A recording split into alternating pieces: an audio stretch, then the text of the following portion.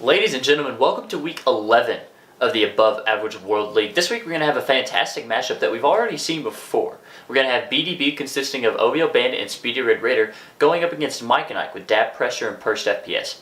Now the last time these two teams matched up was in Black Ops 3 2 weeks ago whenever Mike and Ike came back from 2-0, completed the reverse sweep, and won the series 3-2. Now obviously we're playing on a different game this week back on AAWL, so I don't know if we can really count on that. And really, we can obviously expect that same skill to come out of some of the players. But like I said, we're on a different game and things change from game to game, especially from Black Ops 3 to AAWL, with how just inconsistent AAWL is and how truly different the two games are. Your key player matchup this week is going to be between Speedy Red Raider and Pursed FPS, who actually teamed up together last week to defeat Air Expert and OVO Bandit. So you look at those numbers right there, you've got a .93 respawn for Speedy Red Raider last week compared to the 1.38 for Pursed, and then the 1.67 S&D compared to the 2.67, and then obviously they teamed for that 3-1 victory last week.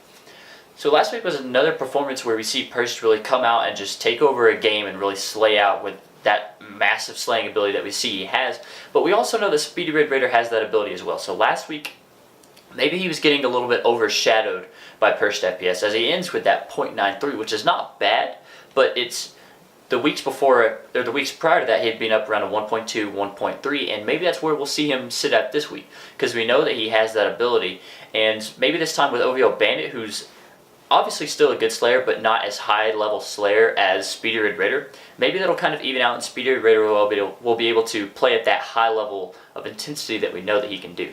Your 5 maps this week are going to be Scorch, Hardpoint, Throwback S&D, Throwback Uplink, Breakout S&D, and Retaliation S&D. So you see 2 throwbacks back to back, and one thing to note is that is obviously Pursed FPS' best map in the AAWL. Granted, we've played it 4 times with him, 3 of those have been on his host. So it depends on who's hosting, I believe.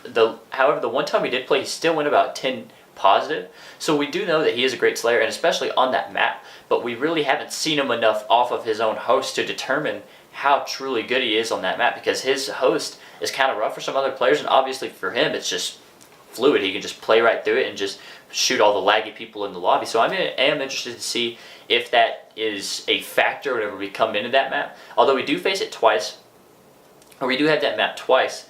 And with that S&D right there, this is just kind of one of the weirder S&D maps, kind of like Crusher, to where it's just an awkward map to sort of play because there's so many alleys to watch, so many lanes to watch, so many areas to push, and so many different guns you can use in any different situation. It's just a very strange map, and it's just going to come down to who's able to adapt to each round by round the most. And I think in that light, I think that's going to be OVO Bandit and Speedy Red Raider, because they're just 2 of the smartest players in the AAWL, and I think that they're good at adapting to that kind of constant changing going on, and they're very good at rotating and just getting to where they need to be to get those kills and to win the rounds. That being said, we still have to get through map 1, which is going to be a Scorch Hardpoint. Looks like they're loading in right now, so let's go ahead and get you into that map 1. Ladies and gentlemen, here we are. Map 1 is going to be Scorch Hardpoint. We're going to start off with Pursed FPS, and we are very glad to have good old Air Expert casting with me this week. That's your cue to say something, Gage. Oh. It's my bad, guys. I'm glad to be here. Sorry that I had to retire early from the AAWL. This wasn't performing very good. We get a quick 2-piece there from Speedy Raider and OVO Bandit to break open this hill. And who, I've got to ask, who do you have going into the series? Because the last time these two teams played against each other, it was on Black Ops 3. However, it was Mike and Ike that completed the reverse sweep. So I just got to know, who do you have winning this series? Definitely, I think it's going to be a 3-0, 3-1 and for Bandit and Red Raider. I know for sure they're going to take the uplink because Mike is not the smartest uplink player. That is true. 3-1. As we've seen to date, it is just every time it comes to uplink, Pursed and Dab Pressure just aren't the best players whenever it comes to that game mode, and they really don't enjoy it. And we come off that first middle hill with BDB up 37-19 as they're now getting time on this back turbine hill. You also got to check out that OVO Bandit is 3-0 and 150 from streaks right now. That is true, and he's got a chance. He's got a chance to get a couple extra points with these kills if they get in the hill. So he's going to be able to get one. Not able to get the second one, though. Died off speed. So he does get cut down. But we see Purse starting off 0-3 right now with Dab Pressure getting time. He gets cut down by Speed Red Raider though. And BDB is just winning their gunfights right now.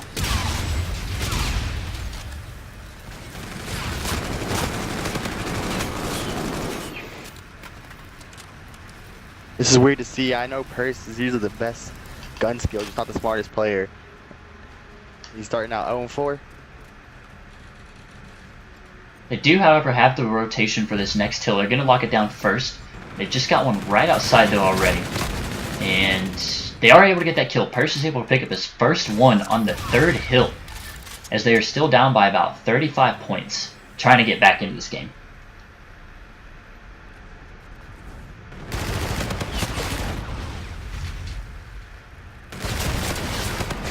Purse able to get a two-piece right there to break it down, and, you know, that's one thing we need to see from...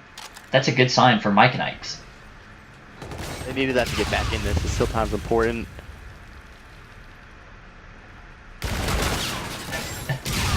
And, you know, kind of like I said, just like, if Purse just slaying out, then it's going to be a lot easier for your team to win. But if he's starting off 3-5 and he gets his 3 kills on the third hill, it's going to be near impossible for you to win if you're at that much of a slaying disadvantage.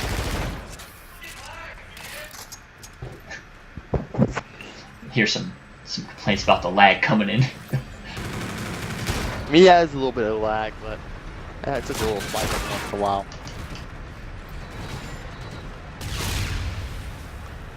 This is what I'm talking about. Purse not helping his team out. He's just going out of position, and he's just making his teammate do a 1v2 pretty much by hitting mid all the time and trying to flank around.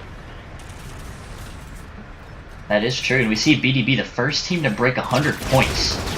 They're up 104-55, and they're still holding this drill hill with about 30 seconds left. However, they don't know that Dab Pressure and Purse DPS are still spawning behind them.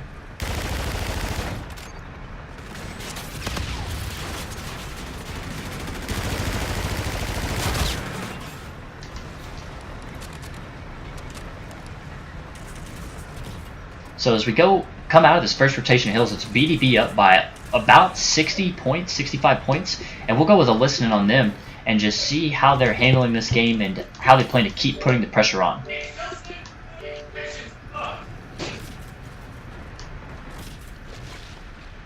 I can't even get out of fucking blue right now, dude. Is it you lagging or is it the lobby? I don't know. I'm lagging a little bit. Bottom, Sam's bottom, definitely bottom. not close. Got him. Jackson Hill. Got him. I got streaks. 25 You from do? bombardment. I'm 25 from bombardment. Hill weak, hill weak, hill weak. I'm training, fuck it. They're both went bottom, both went Both bottom. went hanger, they both went hanger. Oh shit, they're- bottom they're like both- New Hill? Yeah. Mike Sweet going to bottom. Going out bottom, going out bottom.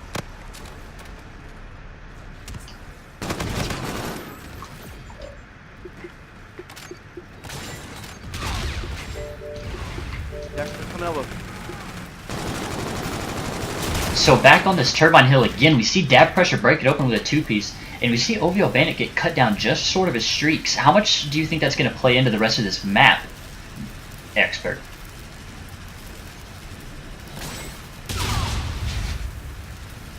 Gage? I think OVO Bandit and them are just working better as a team. That it's not going to matter at all. He's probably going to get streets again. If you notice, even though when Dab Pressure broke that hill, he was still by himself. So that 1v2 was just, you know, good time and good luck. It's a good point to make because on the side of Mike and Ike, we see them about an even stat line, 7-12 and 7-13, and a 13-6 and a 12-8 performance for the opposite side of BDB. Just simply getting outslayed, and obviously that's a huge part of winning your hardpoint, especially on a map like Scorch. Man, I don't even want to call it getting outslayed. They're getting outworked. Teamwork. That's all it is right now. Like, for being 8-12 and 7-13 is not bad for how bad they're pushing 1v1 and trying to hold the hill. With like one going bottom and one just staying in hill. Like, that's never going to work. And only being down by 50 points as well. This is one thing we talked about the last two times these teams matched up. is that BDB just chose to play the hill so slowly and gave up a lot of time to Mike and Ike whenever they could have easily blown the game wide open. And that's kind of the same situation here, getting outslayed by almost 20 kills, but only down by 40 points now. If they can just start working together as a team, I can see a comeback. I really can. I can too, and we're going into this next drill hill, and that's really a good hill for someone to make a comeback if they can get a hold of it. So let's see if Dab Pressure and Perched FPS can get a grip and take control of this hill with this listening. Good shit, good shit. Hurry.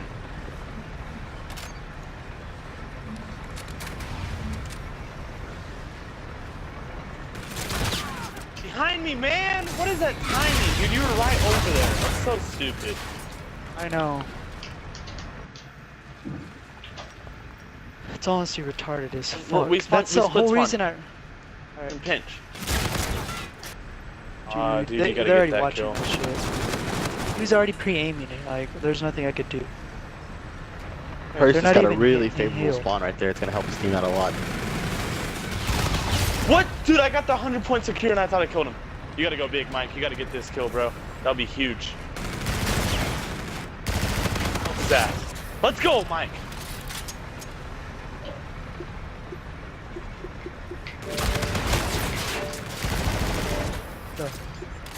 So coming out of that hill and now going to our third bridge hill, we see Mike and Ike only down by 12 points now. And Bandit has camo.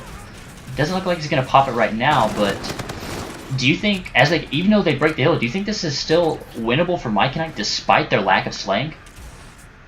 I think it is. They're starting to pick it up. If you noticed, I mean, I'm pretty sure that as soon as we start talking about the teamwork and stuff, that they're starting to go positive, both of them. They're closing the gap truly. You know, more. I think this lag is horrible right now, but I think they have a chance to come back. I'm sorry, we will more than likely be switching hosts after this, but Mike and Ike is now over 200 points as well as BDB, and it doesn't look like they're going to be... Oh, Purse gets one. He's still got one more with him, so it is Bandit breaking into the hill. And they will have spawns for the new hills. You see Mike and Ike spawning way out. That's going to be Dab Pressure, the closest one to it, just trying to get there in time. But BDB up by about 15, 16 points right now. And a full hill ahead. This could very well be the last hill of this game. How did OVO Bennett not see him? I do not know, but now it is Perched FPS in the hill by himself. He's got one in front. He's got one behind. He's 2 kills away from camo. He's going to have to go huge right there. He gets the first one. He's got his teammate coming close. Oh my And Perce god, is he's got it. That's game. Perce is able to get that one. Streaks. He does have camo. Speeder Raider's still like 2 or 3 kills away from his kinetic armor, as the game is tied up at 225 right now with 10 seconds left on this hill, so we won't see the game end here. We will have to go to that back laboratory hill. And he saves his camo. What a great play by Mike. Gets the 2-piece, saves his camo, but it looks like OVO Bandit used his to try and break that hill. So Speeder Raider gets the first one on pressure. Perce uses his camo, gets one. He gets the second one! He gets the 2-piece with camo, yes! Kill streak. Has Scorcher's Trinity 50 from the Warden on the 7 streak. And they are now just 5 points away from winning this game. Dab Pressure closes one down mid. Speeder Raider's gonna have to get in contest. He does, just in time. And he's cut down. And that is gonna be Mike and Ike coming all the way back. Despite the lack of kills halfway through the game. Believe me, they came back in that department, but it just comes down to BDB just playing too slow, in my opinion. And as that match ends, let's just throw it over our analyst desk and see what they have to say about that map. So map 1 is going to go the way of Mike and Ike, actually. And one thing to note is Perched FPS 21 and 17, Dab Pressure 15 and 22, and then 22 and 16 and 17 and 20 for OVL Bandit and Speeder Raider. So although through about halfway through the game, it was a dominant slaying performance for the side of BDB.